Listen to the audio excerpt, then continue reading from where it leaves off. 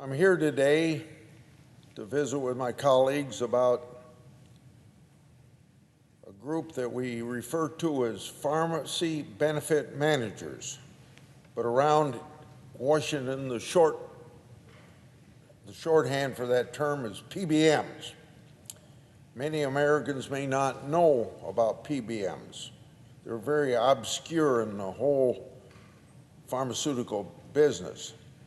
Yet PBM's market is nearly $500 billion, and they're powerful in our pharmaceutical drug supply chain. It's our duty in Congress to understand, first, how PBMs operate, second, hold them accountable, and three, work to lower prescription drug costs for the taxpayers and for the consumers. In 2018, I pressed the Federal Trade Commission to investigate PBMs.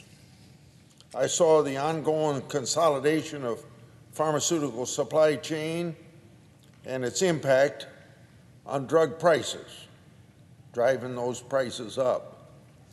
But I didn't wait for the FTC to act. I pursued one, bipartisan legislation, two, held hearings, and conducted oversight.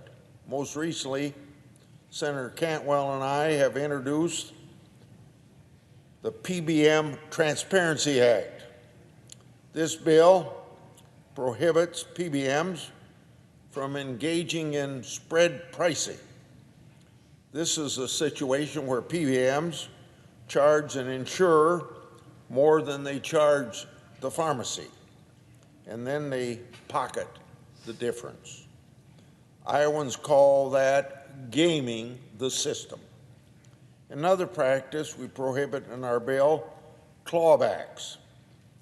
In Medicare Part D, these are sometimes called retroactive direct and indirect remuneration fees, or DIR for short. Iowa pharmacists have told me clawbacks are costing patients more in higher copays and also costing the local pharmacy. This practice is putting rural and independent pharmacists out of business. In addition, our bill will incentivize fair and transparent PBM practices benefiting consumers and taxpayers. The bill has the support of community pharmacists, manufacturers, and patient advocacy organizations. Not surprisingly, this industry we call PBMs oppose the Cantwell-Grassley bill. They say my bill is anti-competitive and, in their words, an expansion of power at the FTC. They also claim that their industry is already well regulated. Nothing could be further from the truth. My bill establishes transparency and accountability. So, good news. Tomorrow, the Commerce Committee will mark up the PBM Transparency Act. I don't happen to sit on this very important Commerce Committee, but I urge my colleagues to support this bill.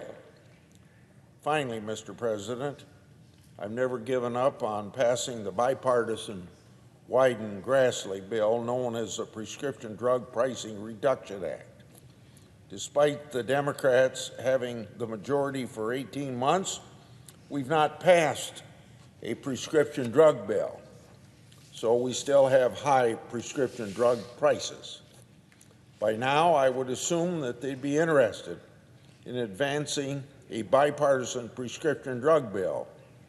They can get 60-plus votes, save the taxpayers $95 billion, and seniors who are consumers $72 billion, rather than a partisan effort that doesn't have 60 votes here in the United States Senate. I want my colleagues to know I will work with anyone who wants to pass the bipartisan Wyden-Grassley bill? I yield the floor.